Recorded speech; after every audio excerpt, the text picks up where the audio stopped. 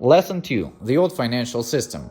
Before blockchain appeared, financial systems relied on institutions to keep records. Banks, exchanges, registers, and other organizations store and manage information about ownership, transactions, and rights. These institutions act as intermediaries. They keep the records, verify transactions, and enforce the rules of the system.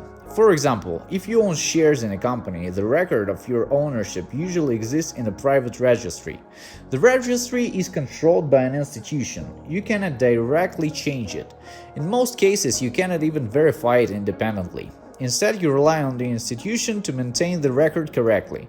The structure is not necessarily bad. Intermediaries help coordinate complex systems.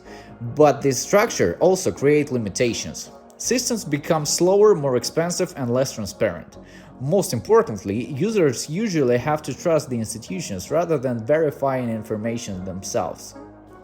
In simple words, the traditional financial system works because intermediaries control and maintain the record.